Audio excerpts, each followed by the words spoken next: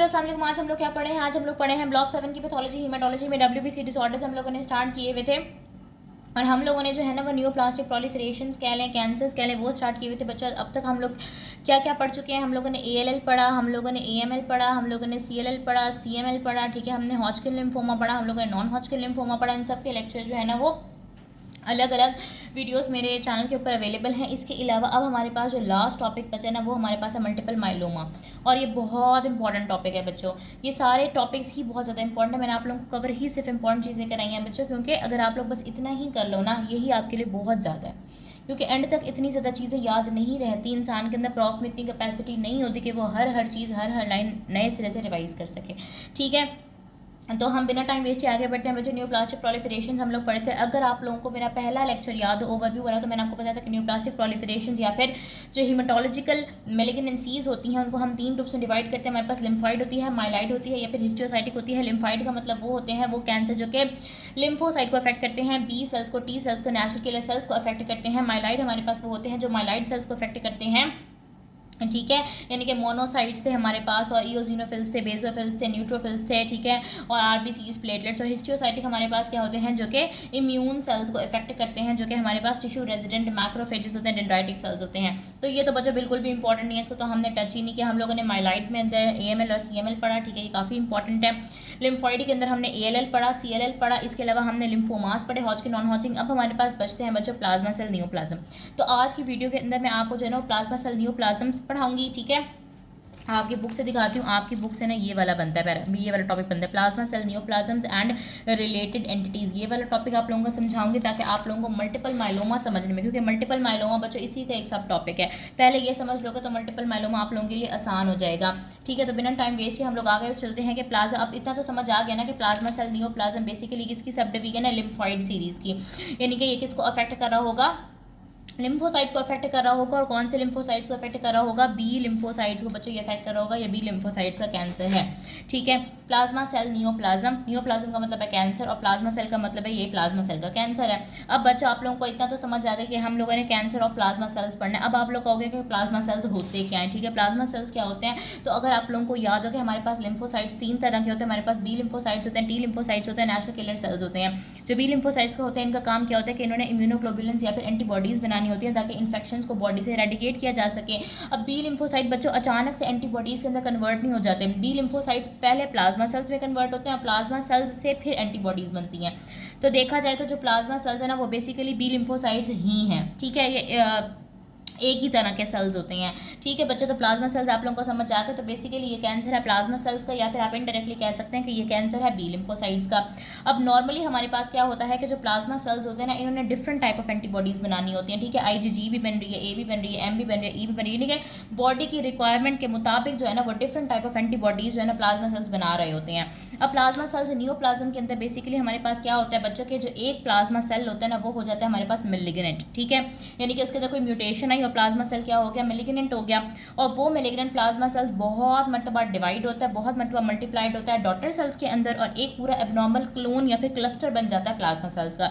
बच्चों आप लोगों को मेरी बात समझ में आ रही है? मैंने ये बात कही है कि plasma cell neoplasm basically cancer होता है प्लाज्मा सेल का। प्लाज्मा सेल्स इनडायरेक्टली क्या होते हैं? B lymphocyte. इनका काम क्या होता है कि इन्होंने एंटीबॉडीज़ बनानी होती हैं। नॉर्मली हमारे पास जो प्लाज्मा सेल्स होते हैं वो डिफरेंट टाइप ऑफ एंटीबॉडीज़ बनाते हैं, लेकिन प्लाज्मा सेल नियोप्लाज्म के अंदर क्या होता है कि एक प्लाज्मा सेल मेलिग्नेंट हो जाता है, वो मल्टीप्लाइड होता है, रैपिडली डिवाइड होता है मुख्तलिफ तरह के डॉटर सेल्स में, और एक पूरा एबनॉर्मल क्लोन बन जाता है प्लाज्मा सेल्स का। अब जब प्लाज्मा सेल्स का एक एबनॉर्मल क्लोन बन जाएगा, तो अगर आप लोगों को याद हो तो मैंने अभी बताया है कि प्लाज्मा सेल्स का काम क्या होता है। प्लाज्मा सेल्स का काम होता है एंटीबॉडीज़ बनाना।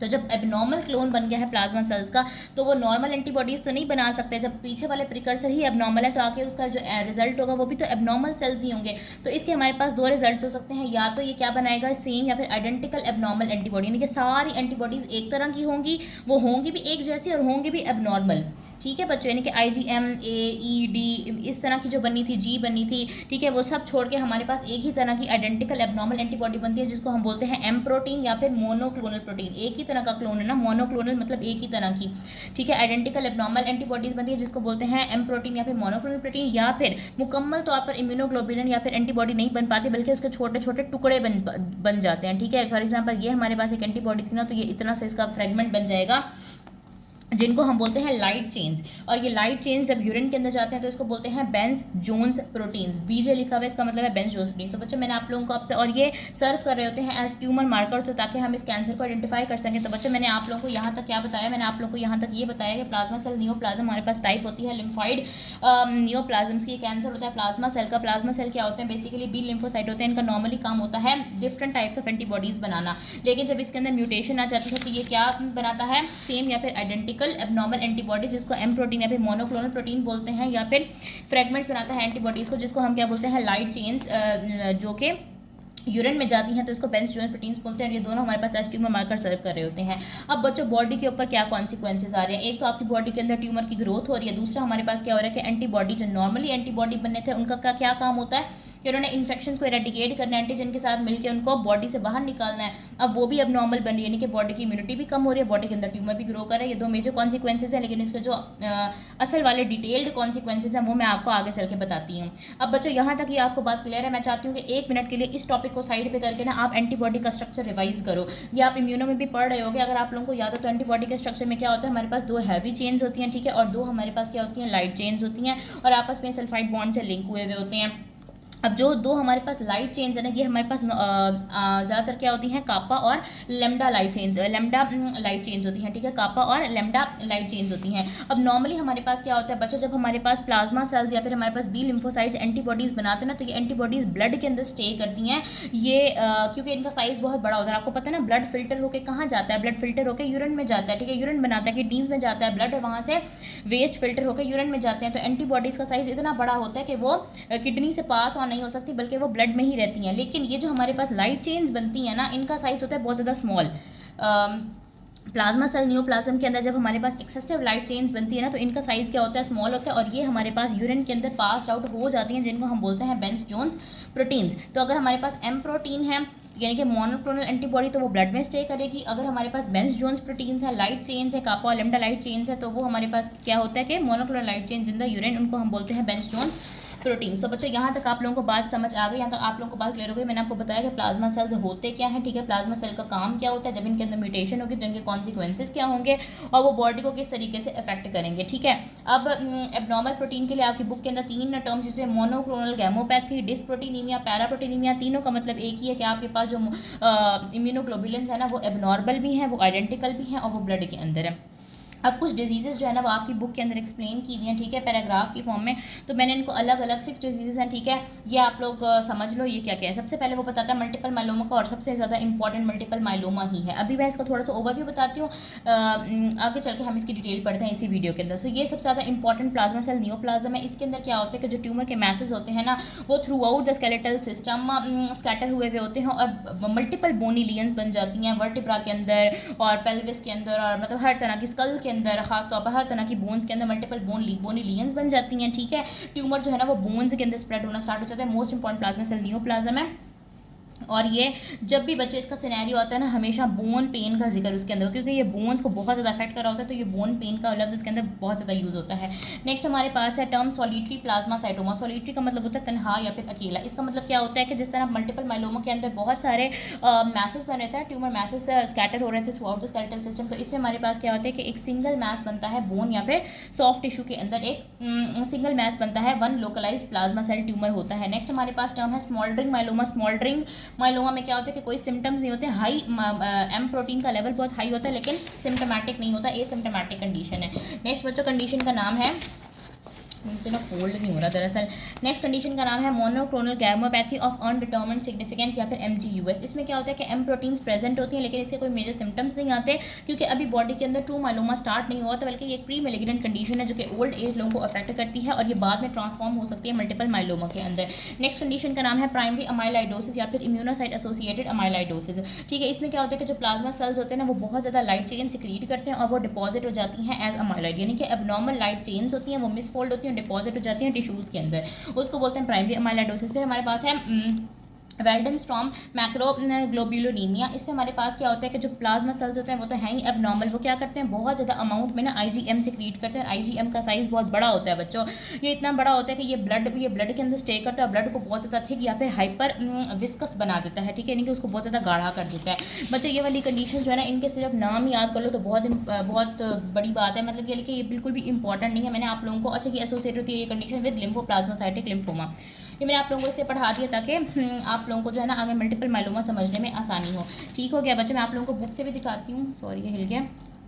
अब तक की हमने क्या समरी पढ़ी है कि बच्चों हमारे पास नॉर्मली बी सेल्स होते हैं जो कि प्लाज्मा सेल बनाते हैं। प्लाज्मा सेल का काम क्या होता है कि इन्होंने एंटीबॉडीज़ बनानी होती हैं, बस बात खत्म। लेकिन अब इस कंडीशन में क्या होता है कि हमारे पास इनमें म्यूटेशन आ जाती है, प्लाज्मा सेल के अंदर एक मैलिग्नेंट प्लाज्मा सेल का क्लोन बन जाता है जो कि आइडेंटिकल और एबनॉर्मल इम्यूनोग्लोबुलिन्स रिपीटेडली प्रोड्यूस करता रहता है, जिसकी वजह से या तो एम प्रोटीन बनेगी या फिर हमारे पास लाइट चेन्स बनेगी जो यूरिन के अंदर जिसको बोलते हैं बेंस जोन्स प्रोटीन। फिर हम लोगों ने यहाँ पे कुछ डिसऑर्डर्स पढ़े हैं, उनकी भी हम रिवीजन कर लेते हैं कि इनका मेन फीचर क्या था। फॉर एग्जाम्पल अगर हमारे पास मल्टीपल माइलोमा है तो इसके अंदर मैलिग्नेंट प्लाज्मा सेल्स होते हैं, मैरो के अंदर वो बोन लियंस बनाते हैं। सॉलिटरी प्लाज्मासाइटोमा के अंदर एक सिंगल प्लाज्मा सेल ट्यूमर होता है, सॉलिटरी का मतलब तनहा है। स्मॉल्डरिंग माइलोमा के अंदर एसिम्प्टोमेटिक माइलोमा है। एमजीयूएस के अंदर प्री मैलिग्नेंट कंडीशन है। अमाइलाइडोसिस जो होती है हमारे पास एल अमाइलाइडोसिस के अंदर लाइट चेन की डिपोजिशन हो रही है, मतलब डिपॉजिट हो रहा है, अमाइलाइड बन रहा है मतलब डिपोजिशन हो रही है। वेल्डेनस्ट्रॉम मैक्रोग्लोबुलिनीमिया के अंदर एक्सेसिव आईजीएम बनता है जिसकी वजह से हाइपर विस्कोसिटी हो जाती है। तो ये आप जो है ना इसकी पिक्चर ले लो, अगर आप इतना सा टेबल याद कर लेते हो ना तो ये बहुत है, बहुत से भी ज़्यादा है। ठीक है बच्चों, नेक्स्ट हमारे पास टॉपिक है मल्टीपल माइलोमा। उसको स्टार्ट करने से पहले मैं आप लोगों की बुक से जो है ना यहाँ से दिखा देती हूँ। प्लाज्मा सेल नियोप्लाज्म एंटिटीज इसके अंदर सारा बताया हुआ है कि किस तरह से मोनोक्लोनल इम्यूनोग्लोबुलिन बनते हैं, फिर उसके फ्रेगमेंट्स बनते हैं जो कि सर्व कर रहे होते हैं एज ट्यूमर मार्कर्स। फिर ठीक है उसको बोलते हो रहे होते हैं एम प्रोटीन बन रहे होते हैं बिकॉज कंप्लीट एम प्रोटीन है मॉलिक्यूलर वेट। वो कह रहे हैं कि कंप्लीट एम प्रोटीन का जो मॉलिक्यूलर वेट होता है वो काफ़ी ज़्यादा होता है, तो वो प्लाज्मा और एक्स्ट्रासेलुलर फ्लूइड तक ही रहता है। और लेकिन ये जो हमारे पास लाइट चेन्स बन रही होती है इनका 25 किलो डेल्टन वेट होता है, तो ये हमारे पास आराम से यूरिनरी स्पेस से गुजर जाती है, इनको बोलते हैं बेंस जोन्स प्रोटीन्स। फिर वो टर्म्स बता रहा है मोनोक्लोनल गैमोपैथी है, डिस्प्रोटीनीमिया है, यहाँ पे पैराप्रोटीनीमिया है, जो कि ये 3 टर्म्स होते हैं जिसको हम डिस्क्राइब कर रहे होते हैं एबनॉर्मल इम्यूनोग्लोबुलिन्स के लिए। उसके बाद हमारे पास क्या आ जाता है मल्टीपल माइलोमा के बारे में मैं आपको बताया। मोनोक्लोनल मल्टीपल माइलोमा, सॉलिटरी प्लाज्मासाइटोमा और स्मॉल्डरिंग माइलोमा इसी पैराग्राफ के अंदर लिखा हुआ है। नेक्स्ट पैराग्राफ के अंदर उसने मोनोक्लोनल गैमोपैथी ऑफ अनडिटरमिन्ड सिग्निफिकेंस एमजीयूएस का लिखा हुआ है। उसके बाद हमारे पास उसने प्राइमरी या फिर इम्यूनोसाइट एसोसिएटेड अमाइलाइडोसिस का लिखा हुआ है और एंड में उसने वेल्डेनस्ट्रॉम मैक्रोग्लोबुलिनीमिया का लिखा हुआ है। बच्चों ठीक है, ये जो है इतना इंपॉर्टेंट नहीं है, लेकिन आप समझ लोगे तो मल्टीपल मतलब समझना है, याद नहीं करना। नेक्स्ट हमारे पास क्या आ जाता है मल्टीपल माइलोमा। ये बहुत इंपॉर्टेंट है बच्चों एग्जाम पॉइंट ऑफ व्यू से, ऑस्पी पॉइंट ऑफ व्यू से। इसकी डायग्राम बहुत इंपॉर्टेंट है, इसकी पैथोजेनेसिस बहुत इंपॉर्टेंट है, इसके क्लिनिकल फीचर्स बहुत इंपॉर्टेंट है, इसका तो सिनेरियो पक्का ही आना है आपके। ठीक है, अब जो मल्टीपल माइलोमा है बेसिकली ये हमारे पास क्या होता है, हम पीछे बात कर चुके हैं कि प्लाज्मा सेल्स का ट्यूमर है, ये मैलिग्नेंट ट्यूमर है प्लाज्मा सेल्स का। ठीक है, और ये जो मैलिग्नेंट प्लाज्मा सेल्स होते हैं ना ये हमारे पास इन्वॉल्व कर रहे होते हैं किसको, बोन मैरो को बच्चों के इन्वॉल्व कर रहे होते हैं, इसीलिए बोन पेन के साथ बंदा प्रेजेंट करता है। इसमें हमारे पास क्या होता है कि पूरे स्केलेटल सिस्टम के अंदर तमाम बड़ी मेजर बोन्स के अंदर लिटिल ग्लियंस बन जाती हैं और ये इसकी मीडियन एज क्या है कि ये 70 ईयर्स है, मेल्स को सबसे ज़्यादा अफेक्ट कर रहा होता है। ठीक है, तो जब आपके पास सिनेरियो आएगा तो उसमें ओल्ड एज में एक मर्द प्रेजेंटेड होगा बोन पेन के साथ और उसमें और चीज़ें भी ऑफकोर्स लिखी हुई होंगी।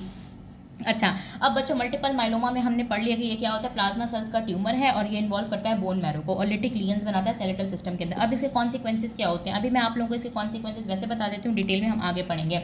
सबसे पहले तो जो मैलिग्नेंट प्लाज्मा सेल्स होते हैं ये बोन मैरो के अंदर एक्यूमुलेट होना स्टार्ट हो जाते हैं और आपको पता है कि ये स्वेयर बोन पेन कॉज करते हैं, नॉर्मल सेल्स को वहाँ से हटा देते हैं।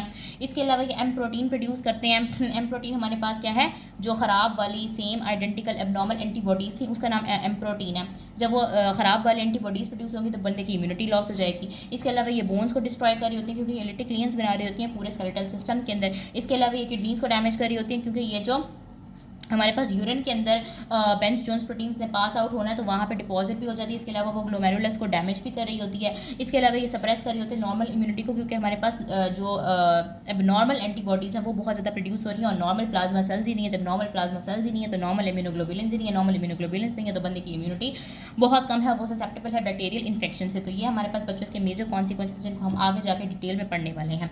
अब ऐसा हो क्यों रहा है बच्चों, आखिर इतने सारी कॉन्सिक्वेंसेज के क्यों निकल रहे हैं, एक तो ट्यूमर सेल्स की अपनी वजह से और दूसरा हमारे पास जो एबनॉर्मल इम्यूनोग्लोबुलिन्स या फिर लाइट चेन्स हैं उनकी वजह से। ठीक हो गया बच्चों। अब कौन सी एम प्रोटीन्स होती हैं जो सबसे ज़्यादा फ्रीक्वेंटली प्रोड्यूस होती हैं, यानी कि एम प्रोटीन हमारे पास क्या है, एम प्रोटीन अगर मैं आपको याद दिलाती चलूँ तो एम प्रोटीन हमारे पास एबनॉर्मल आइडेंटिकल इम्यूनोग्लोबुलिन है। तो वो कह रहा है कि सबसे ज़्यादा जो है ना वो IgG हो सकती है एम प्रोटीन 60% केसेस में, IgA हो सकती है 25%, इसके अलावा कापा या फिर लेमडा लाइट चेंज हो सकती हैं। अब हम बात करते हैं मल्टीपल माइलोमा की पैथोजेनेसिस की। आपको पता है कोई भी ट्यूमर होता है तो वो DNA के अंदर म्यूटेशन की वजह से हो रहा होता है, क्रोमोसोम के अंदर म्यूटेशन की वजह से हो रहा होता है। तो बच्चों इसके अंदर हमारे पास क्या होती है, दो मेन इसकी पैथोजेनेसिस बताई हुई है, दो मेन ट्रांसलोकेशन या फिर आप कह रहे हो म्यूटेशन बताई हुई है। सबसे पहले हमारे पास क्रोमोसोम 14 के ऊपर IgH लोकस होता है जो कि फ्यूज होता है साइक्लिन D1 या D3 के साथ, जो कि ऑन्कोजीन्स है। इसके अलावा लेटर स्टेज में एडवांस डिजीज में MYC की ट्रांसलोकेशन भी होता है। आपको याद होगा MYC हम लोगों ने बर्केट लिम्फोमा के अंदर भी पढ़ा था। अब मैं आपको इसको एक्सप्लेन करती हूँ कि IgH लोकस वाली वो क्या बात कह रहा है। अच्छा बच्चों, हमें इतना तो पता ना कि प्लाज्मा सेल्स इनडायरेक्टली हमारे पास बी लिम्फोसाइट्स या फिर बी सेल्स ही हैं। और अगर आप लोगों को मेरा पहला लेक्चर याद तो मैंने आपको बताया था कि बी सेल्स होते हैं उनके अंदर नेचुरली ये खूबी होती है कि वो अपने अंदर रीअरेंजमेंट्स करके अपने अंदर थोड़ी बहुत छेड़छाड़ करके इम्यूनोग्लोबुलिन्स की जीन्स बनाते हैं ताकि ज़्यादा स्ट्रॉन्गर एंटीबॉडीज़ बनाई जा सकें। अब स्ट्रॉन्गर एंटीबॉडीज़ बनाने के चक्कर में ना उनसे कोई गलती हो जाती है जिसकी वजह से क्रोमोसोम 14 की हो जाती है ट्रांसलोकेशन। अब क्रोमोसोम 14 के ऊपर क्या पड़ा हुआ था, IgH का लोकस पड़ा हुआ था। जब क्रोमोसोम 14 के अंदर ट्रांसलोकेशन होती है ना तो ये IgH लोकस को फ्यूज करवा देता है और ऑनको जीन्स को एक्टिवेट करा देता है। ऑनको जीन्स भी कौन सी, साइक्लिन D1 और D3, जिसकी वजह से प्लाज्मा सेल्स जो है ना वो अनकंट्रोलेबली प्रोलिफरेट होना स्टार्ट हो जाते हैं, यानी वो रुकते ही नहीं है। प्लाज्मा सेल्स से क्या बनाना था, नॉर्मली एंटीबॉडीज़ बनानी थी। अब जब वो इतना अनकंट्रोलेबली प्रोलिफरेट हो रहे हैं और वो भी ख़राब वाले प्लाज्मा सेल्स, तो हमारे पास ख़राब वाली एंटीबॉडीज़ बॉडी के अंदर पैदा होना स्टार्ट हो जाएंगी। ठीक है बच्चा, आपको पैथोजेनेसिस की समझ आ गई कि नॉर्मली हमारे पास प्लाज्मा सेल्स ने क्या करना था, एंटीबॉडीज़ बनानी थी, लेकिन अब प्लाज्मा सेल्स क्या हो चुके हैं, ख़राब हो चुके हैं। क्यों? क्योंकि उनके अंदर क्रोमोसोम 14 की ट्रांसलोकेशन आ चुकी है और जो ऑन्कोजीन्स हैं साइक्लिन D1 और D3 वो एक्टिवेट हो चुकी हैं। ठीक है, और जो MYC की कहानी है बच्चों की मैंने आप लोगों को बर्केट लिम्फोमा के अंदर भी एक्सप्लेन की थी, ये भी हमारे पास क्या करा होता है, सेलुलर प्रोलिफरेशन को बहुत ज़्यादा तेज़ करा रहा होता है। ठीक है, अब आपकी बुक के अंदर जो है ना वो इंटरल्यूकिन 6 का भी रोल बताया है। इंटरल्यूकिन 6 का क्या रोल होता है, बेसिकली ये माइलोमा सेल्स को नरिशमेंट प्रोवाइड कर रहा होता है, ये सपोर्ट कर रहा होता है माइलोमा सेल्स को। ये रिलीज़ कहाँ से हो रहा होता है, जो बोन मैरो के अपने स्टोमल सेल्स है ना, इन्फ्लेमेटरी साइटोकाइन है, ये इंटरल्यूकिन 6 वहाँ से रिलीज़ हो रहा होता है बोन मैरो से। ये सपोर्ट कर रहा होता है, ये इन्वायरमेंट उनको प्रोवाइड कर रहा होता है, उनके ट्यूमर सेल्स को सर्वाइवल, उनकी नरिशमेंट प्रोवाइड कर रहा होता है। तो ये इंटरल्यूकिन 6 का भी बच्चों एक रोल यहाँ पर लिखा हुआ है। अब बच्चों इसके मेजर इफेक्ट्स क्या आते हैं, मेजर इफेक्ट्स हमारे पास यही आएंगे कि बोन्स की डिस्ट्रक्शन हो जाएगी, इम्यून डिफेक्ट्स होंगे, ओरिजिनल फेलियर होगी। अब बारी बारी इन तीनों को पढ़ते हैं। सबसे पहले है बोन डिस्ट्रक्शन, ये मोस्ट इंपॉर्टेंट इफेक्ट है इसका बच्चों। पेपर में सिनेरियो आएगा तो बोन डिस्ट्रक्शन का लाजमी आएगा। मोस्ट इंपॉर्टेंट कॉन्सिक्वेंस हमारे पास बोन डिस्ट्रक्शन। अब आखिर ऐसा क्यों होता है, जो प्लाज्मा सेल्स होते हैं ना ये हमारे पास रिजॉर्प्शन या फिर डिस्ट्रक्शन ऑफ, रिजॉर्प्शन का मतलब होता है बोन्स को ये ख़राब कर रहे होते हैं, रिजॉर्प्शन मतलब डिस्ट्रक्शन कर रहे होते हैं। क्यों कर रहे होते हैं, क्योंकि प्लाज्मा सेल्स हमारे पास ना एक ग्रोथ फैक्टर है, उसका नाम है रैंक एल। ठीक है, इसकी फुल फॉर्म आपकी बुक के अंदर लिखी हुई है, वहाँ से देख लेना। ये अप रेगुलेट कर रहा होता है एक्सप्रेशन ऑफ रैंक एल, यानी रैंक एल को हमारे पास ज़्यादा बना रहा होता है। अब रैंक एल ने क्या करना होता है आगे, ये स्टिमुलेट करता है ऑस्टियोक्लास्ट को और सप्रेस करता है ऑस्टियोब्लास्ट को। जो ऑस्टियोक्लास्ट होते हैं वो हमारे पास बोन डिस्ट्रॉइंग सेल्स होते हैं। ठीक है, बोन डिस्ट्रॉइंग सेल्स को ये स्टिमुलेट कर रहा होता है और जो बोन बिल्डिंग सेल्स होते हैं ना उनको सप्रेस कर रहा होता है। ठीक है बच्चों, आप लोगों को समझ आ गई कि जो प्लाज्मा सेल्स होते हैं वो हमारे पास रैंक एल को ज़्यादा करें और रैंक एल आगे क्या कर रहा है, ऑस्टियोक्लास्ट को स्टिमुलेट करे, ऑस्टियोब्लास्ट को सप्रेस करे, यानी कि बोन ज़्यादा टूट रही है और कम बन रही है। और इसका नेट इफेक्ट क्या आता है कि स्केलेटल सिस्टम के अंदर सिवियर लिटिक लियंस या फिर पंच्ड आउट डिफेक्ट्स प्रोड्यूस होना स्टार्ट हो जाते हैं। ठीक है, सिवियर लिटिक लियंस या फिर पंच्ड आउट डिफेक्ट्स बनना स्टार्ट हो जाते हैं और बोन डिसॉर्प्शन इतनी ज़्यादा हो जाती है, बोन डिस्ट्रक्शन इतनी ज़्यादा हो जाती है, उसकी वजह से क्या होता है आगे कि जो बोन टूटने लगे, बोन के अंदर क्या था, कैल्शियम था। ठीक है, आपको पता है ना बोन के अंदर कैल्शियम होता है। जब बोन इतना ज़्यादा टूटना स्टार्ट हो जाएगी, बोन इतना ज़्यादा ब्रेक होना स्टार्ट हो जाएगी तो उसका जो कैल्शियम होगा वो निकल के ब्लड में जाना स्टार्ट हो जाएगा। इसको हम बोलेंगे हाइपरकैल्सीमिया। और हाइपरकैल्सीमिया की वजह से आगे क्या होगा, बोन के अंदर जब कैल्शियम बहुत ज़्यादा हो रहा है तो रिलेटिवली उसके अंदर वाटर कम हो जाएगा, तो उसकी वजह से डिहाइड्रेशन और रीनल स्टोन्स हो सकते हैं। इसके अलावा पैथोलॉजिकल फ्रैक्चर्स हो सकते हैं बोन के, क्योंकि बोन के अंदर कैल्शियम निकल के ब्लड के अंदर चला गया। इसके अलावा बोन के अंदर सिवियर पेन हो सकता है। तो बच्चों बोन डिस्ट्रक्शन वाली बात आप लोगों को समझ आ गई कि प्लाज्मा सेल जो है ना उन्होंने क्या करानी है, इनडायरेक्टली रिजॉर्प्शन ऑफ बोन्स करानी है। किस तरह से करानी है, इस तरह से करानी है। और इसका नेट इफेक्ट क्या आता है कि पंच्ड आउट, यानी कि होल्स बनना स्टार्ट हो जाते हैं बोन्स के अंदर, बोन्स की डिस्ट्रक्शन हो जाती है, उसकी वजह से हाइपरकैल्सीमिया हो जाता है, हाइपरकैल्सीमिया की वजह से बोन पेन होता है, पैथोलॉजिकल फ्रैक्चर होते हैं, डिहाइड्रेशन और रीनल स्टोन्स होते हैं। अब पहला पॉइंट हम लोगों ने यहाँ पे क्लियर कर लिया बोन डिस्ट्रक्शन का। दूसरा पॉइंट है इम्यून डिफेक्ट का, तीसरा है रीनल फेलियर का। अब इम्यून डिफेक्ट किस तरह से आता है बच्चों, आपको पता है कि हमारी इम्यूनिटी किस तरह से मेंटेन होती है, एंटीबॉडीज़ के थ्रू मेंटेन होती है। ठीक है। हमारे पास कोई भी इतने सारे जर्म्स हमारे इर्द गिर्द होते हैं, इतने सारे बैक्टीरिया हमारे इर्द गिर्द होते हैं, कोई भी बैक्टीरिया हमारे अंदर आएगा तो जो बी सेल्स होते हैं, memory B cells, antibodies, memory B cells sorry plasma cells या फिर बी लिम्फोसाइट्स हमारे पास एंटीबॉडीज प्रोड्यूस करेंगे, एंटीबॉडीज और एंटीजन को न्यूट्रलाइज कर देगा। लेकिन अब हमारे पास इस कंडीशन में क्या हो रहा है कि हमारे पास यूजलेस एंटीबॉडीज बन रही हैं। एक तो बन भी एक तरह की रही हैं और बन भी यूजलेस रही हैं, खराब रही हैं। नॉर्मल प्लाज्मा सेल सप्रेस्ड है, जिसकी वजह से नॉर्मल एंटीबॉडीज भी सप्रेस्ड और इस कंडीशन को बोलते हैं हाइपोगैमाग्लोबुलिनीमिया। अब इसका नेट इफेक्ट हमारे पास क्या आता है? Recurrent bacterial infection. एंटीबॉडीज ने क्या करना था? इन्फेक्शन से बचाना था। जब एंटीबॉडीज नहीं है तो इन्फेक्शन बार बार होगी। रिकरेंट बैक्टीरिया, खास तौर पे कौन सी इन्फेक्शन? बैक्टीरियल पायलोनेफ्राइटिस यानी किडनीज की इन्फेक्शन होगी। ठीक है बच्चों, तो ये पॉइंट आप लोगों को समझ आ गया कि इम्यून डिफेक्ट किस तरह से आता है। तीसरा पॉइंट है हमारे पास रीनल फेलियर का। अब रीनल फेलियर हमारे पास क्यों होता है बच्चों? बेंस जोन्स प्रोटीन्स की वजह से। मैंने आपको पीछे भी ये बात बताई है कि या तो हमारे पास पूरे के पूरे इम्यूनोग्लोबुलिन्स पैदा होंगे जिनको एम प्रोटीन बोलते हैं, या फिर उसके फ्रेगमेंट्स प्रोड्यूस होंगे जिसको हम क्या बोलते हैं? लाइट चेन्स बोलते हैं। और ये लाइट चेन्स कापा या फिर लेमडा लाइट चेन जब यूरिन में जाती है तो इसको बोलते हैं बेंस जोन्स प्रोटीन्स, क्योंकि इसका साइज बहुत छोटा होता है, ये ब्लड के अंदर स्टे नहीं कर सकता, ये यूरिन के अंदर चला जाएगा, इसको बोलेंगे बेंस जोन्स प्रोटीन्स। अब ये लाइट चेन जब हमारे पास डिस्टल कॉन्वोल्यूटेड टिब्यूल और कलेक्टिंग डक्ट जो होता है नेफ्रॉन का, किडनीज का पार्ट होता है, वहाँ से जब गुजरेंगे तो वहाँ पे क्या बना देंगे? ऑब्स्ट्रक्टिव प्रोटीनिशियस कास्ट बना देंगे बच्चों, जिसकी वजह से हमारे पास जो ट्यूब्यूल्स होंगे वो क्या हो जाएंगे? ब्लॉक हो जाएंगे। इसके अलावा हमने पीछे बात की कि हाइपरकैल्सीमिया की वजह से क्या हो रहा था? डिहाइड्रेशन और रीनल स्टोन्स बन रहे थे, और इम्यून डिफेक्ट की वजह से हमारे पास इन्फेक्शन हो रही थी, बैक्टीरियल पायलोनेफ्राइटिस हुआ था, तो किडनीज को हर तरह से नुकसान हो रहा है और रिजल्ट पे हमारे पास क्या हो रहा है? ट्यूब्यूलर इंजरी हो रही है, इन्फ्लेमेशन हो रही है और रीनल फेलियर हो रहा है। तो बच्चों मैं उम्मीद करती हूँ कि यहाँ तक आप लोगों को बात क्लियर हो गई होगी। इसको अगर मैं समराइज़ कर दूँ तो हमने यही बात की है कि जो प्लाज्मा सेल नियोप्लाज्म होते हैं वो बेसिकली हमारे पास क्या होते हैं?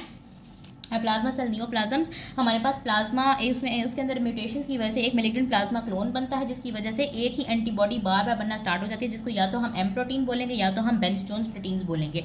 अगर एक कंप्लीट होगी तो मोनोक्लोनल प्रोटीन, अगर फ्रेगमेंट्स है तो उसको हम बोलेंगे बेंस जोन्स प्रोटीन्स बोलेंगे। फिर इसके अंदर जो है ना मल्टीपल माइलोमा में हमने यही बात पढ़ी थी कि ये बोन्स को इन्वॉल्व कर रहा होता है, ठीक है, ट्यूमर सेल्स की अपनी वजह से और एब्नॉर्मल इम्यूनोग्लोबुलिन्स की वजह से। फिर हम लोगों ने इसकी पैथोजेनेसिस थोड़ी सी स्टडी की थी, जिसमें हमने बात की थी कि जो IgH लोकस होता है वो एक्टिवेट कर देता है साइक्लिन D1 और D3 को। फिर हमने इंटरल्यूकिन 6 का यहाँ पे थोड़ा बहुत रोल पड़ा था और ये पता नहीं क्यों हिलने लग जाता है बार बार। और इसके मेजर इफेक्ट हमारे पास 3 थे। बोन की डिस्ट्रक्शन थी, इम्यून के डिफेक्ट थे और रीनल फेलियर थे। बारी बारी मैंने इन तीनों को एक्सप्लेन कर दिया था। अगर आप लोगों को कुछ भी समझना है तो आप लोग मुझसे पूछ सकते हैं। और बच्चों please support my channel, subscribe my channel and share my videos with your friends, ताकि मैक्सिमम लोग जो है ना वो बेनिफिट उठा सकें। हीमाटोलॉजी बच्चों मुझे तो बहुत डिफिकल्ट लगती थी और मुझे लगता है बच्चों को भी बहुत डिफिकल्ट लगती है। तो अपने टाइम में जब मैंने लेक्चर्स ढूंढने की कोशिश की थी ना, तो मुझे कोई भी काम का लेक्चर नहीं मिला था, जिसकी वजह से मुझे सारा का सारा जो है ना वो खुद से पढ़ना पड़ा था, क्योंकि कोई बेटर लेक्चर था ही नहीं। ऐसा कोई लेक्चर था ही नहीं जो रॉबिन से समझाए ना, आपके सिलेबस के मुताबिक समझाए, आपकी बुक से पढ़ाए। तो मैं यही कोशिश करती हूँ कि जो प्रॉब्लम्स मैंने फेस किए ना वो आप लोग फेस ना करो, लेकिन बदले में बच्चों मुझे भी थोड़ी सी तो अप्रिसिएशन चाहिए होती है ना। आप लोग वीडियो देखा करो, कंप्लीट देखा करो और अपने फ्रेंड्स के साथ भी शेयर किया करो, ताकि मुझे भी थोड़ी सी अप्रिसिएशन मिले, वरना मैं बंद कर दूँगी वीडियोज़ बनाना।